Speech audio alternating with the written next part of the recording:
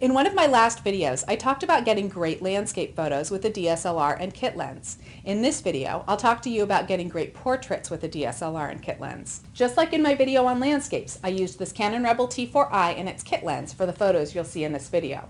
It's an entry-level crop sensor DSLR, and the kit lens is an 18-55 f3.5 to f5.6 variable aperture lens. This is a quite common range for kit lenses.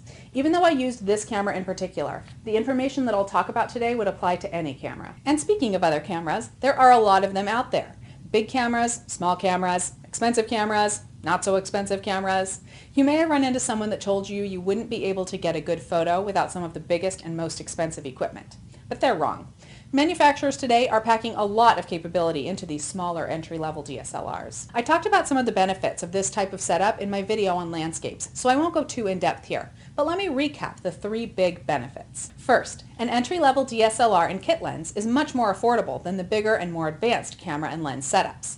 This means less money out of your pocket now, but also means that the replacement cost is less, should something horrible befall your camera. Second, this setup is lightweight.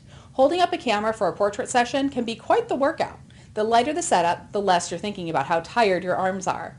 Also, you'll appreciate the weight when you want to carry it around to do portraits out in the wild, or even just carry it around for a day at the theme park. And third, the lens that I'm using is 18-55 millimeters, which is a pretty common kit lens range. This range on your cropped sensor camera will give you an effective 35 millimeter field of view of right around 30 millimeters to 90 millimeters. This will vary a bit depending on what brand of camera you have though.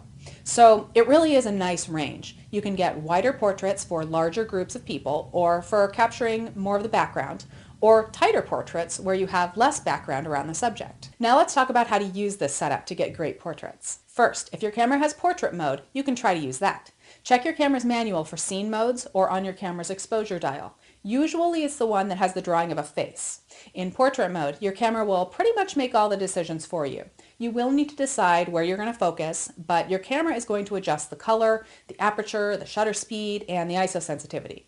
The scene modes can be a starting point in learning about photography because you can use them to take photos and then look at the decisions that the camera made. If you're not using portrait mode, you have lots of choices in setting up the camera, so let's talk about those. Often for a portrait, you'll see something like this, where the background is blurred behind the subject. It makes the subject stand out more. This look is created by limiting the depth of field in the image so that the areas in front of and behind the subject are blurry. You do this by narrowing your lens's aperture. However, with the combination of a cropped sensor camera and a kit lens, you will be limited in the depth of field effects that you can create. Partly because more of the image will appear in focus with a cropped sensor DSLR, but also because the majority of kit lenses are unable to open to wide apertures. They usually have a variable aperture of something like f3.5 to f5.6. So as you zoom in, your aperture gets narrower. So the bottom line is that you might have to get a little creative to get the same kind of look and feel. One way to achieve the look is to get as much separation as possible between your subject and the background. The more separation, the more blur. It's even better if there is little in between. That would be a distraction. This works in the wild and in the studio. In this photo, I am in front of a lake with rocks in the background, and you can see that the rocks are blurred. Now in the studio, this can also be important. You may have some sort of backdrop that you use in the studio setup, or you may just be using a wall. Either way, moving your subject as far in front of that background as possible will enable you to blur it out to mask any imperfections, such as wrinkles in the backdrop. Another idea is to find an already abstract background. That way, there is less to distract from your subject, even if it isn't completely blurry. This worked for me especially well when I was at the lake and found a whole bunch of boulders. I simply sat in front of them. Or, you know what? You could just go with it and have lots of things in focus. The blurry background look is beautiful, but sometimes, especially when you've got beautiful surroundings, it's nice to have more in focus. Now that you've got some ideas for making your subject stand out in the portrait, what else is there? Well, lighting is one key ingredient to a good portrait. I love shooting with available light outside. The very best times to do that are around sunrise and sunset. The light is very diffuse and flattering. However, if you are stuck outside in the middle of the day sometime, try to find some shade. That will prevent the harsh shadows and light, and your subject won't have to squint as much. For the times when you do need additional light, simply flipping up your onboard pop-up flash is almost never going to create a flattering portrait. If you are using the camera's onboard flash, switch it over to manual output and only use as much power as you need. This can be helpful outside as well as inside.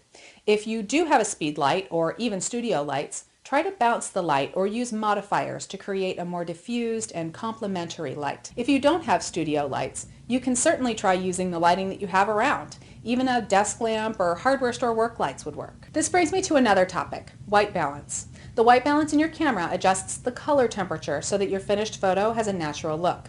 When you are using artificial light, it is a good idea to apply the correct white balance setting on your camera. If you are using your flash, there is a flash white balance. If you are experimenting using fluorescent studio lights, like I did in my studio photos, switch over to fluorescent white balance. You can even fine-tune your white balance settings until they are just right for your situation.